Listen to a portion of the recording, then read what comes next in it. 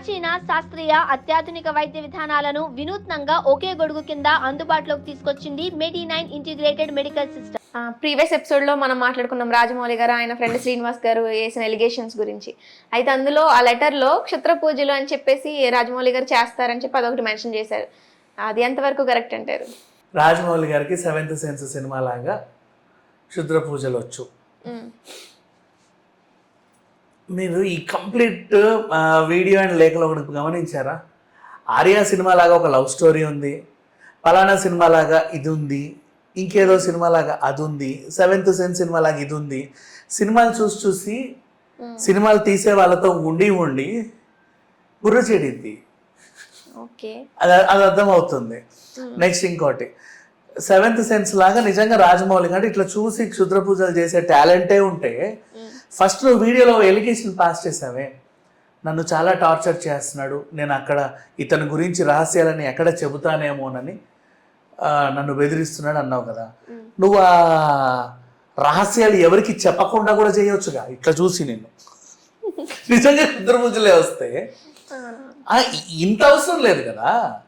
నిన్నే ఇప్పుడు ఇక్కడ దాకా తెచ్చుకోడుగా. ఇప్పుడు నువ్వు చెప్పేదాకా ఇట్లా చూసాడంటే చాలు, నువ్వు మొత్తం నాలుకలను అటు తిరిగి ఇటు తిరిగి మొత్తం మర్చిపోతావు. నువ్వు ఒక బొమ్మ తీసి 4 సుడు tick tick tick tick tick అని కూర్చోగా నువ్వు మొత్తం మర్చిపోతావు. హూ ఇస్ రాజమౌళి అంటావు. అనొచ్చు కదా. మరి క్షుద్ర పూజలే తెలుస్తాయి, చేతబడిలే తెలుస్తాయి. నిన్నే మార్చుకోవచ్చు కదా ప్రపంచంలో. నువ్వు కదా ప్రమాదం ఇప్పుడు. సరే వాళ్ళందరి మీద నేను చేతబడులు చేస్తున్నా, బాగానే ఉంది, కానీ నేను నిన్ను వదిలేయలేను. ఎందుకంటే నువ్వు చెప్తావు కదా ఏదో రోజు. ఇప్పుడు నువ్వు చెప్పబట్టి తెలిసిందిగా నేను శంకర్ బొమ్మకు సూదులు గుచ్చానని, ఇప్పుడు అనిల్ రావిపూడి మోహానికి సూదులు గుచ్చాడని, ఇంకెవరు అనిల్ రావిపూడి, సందీప్ వంగ, ఇంకేదో పేరు గతంలో Ram Gopal Varma, Shankar, Srinu Vaitla, Vinayak and all bullshit గై. ఈయన లేఖని కానీ ఆ వీడియోని కానీ పట్టించుకోండి. ఎంటర్టైనింగ్గా బాగానే ఉంది. వై? బికాజ్ ఈ గత 2-3 రోజుల్లో మనకు వార్తలేం లేవు. నిన్న పోసాని గారు అరెస్టు, అంతకుముందు ఇదే ఈయన ఇవి మనం కూడా మాట్లాడుకోవాలిగా ఏదో ఒకటి. సో అట్లా ఉంది పరిస్థితి. జస్ట్ మీడియాకి స్టఫ్ ఇవ్వడానికి ఇట్లాంటి వాళ్ళు పనికొస్తారే తప్పితే రా మెటీరియల్ ఇవ్వడానికి వాళ్ళు మాట్లాడింది మనం అసలు పట్టించుకోవాల్సిన అవసరమే లేదు. బికాజ్ ఎంత కాదనుకున్నా ఇప్పుడు నీకు ఈ యమ దొంగ తర్వాత నీకు టచ్లో లేడు, ఏదో ఉంది అని నేను ఏదో చెప్పేస్తున్నావు. నువ్వు ఈ మధ్యకాలంలో ఎప్పుడన్నా సరే నీ అక్కసు వెళ్ళగక్కొచ్చు. అండ్ నువ్వు ఇంతమంది పేర్లు చెప్పావు కదా. నేను చెప్పేది ఏమని చెప్పావు? నేను ఇతని ఫ్రెండ్నా కాదా తెలుసుకోవడానికి మీరు వీళ్ళని అడగండి అని చెప్పావు. అఫ్ కోర్స్ ఫ్రెండ్ అనే చెప్తారు. ఆ ఫ్రెండ్షిప్లో నువ్వు చెప్పింది నిజమో కదా తెలియదు కదా.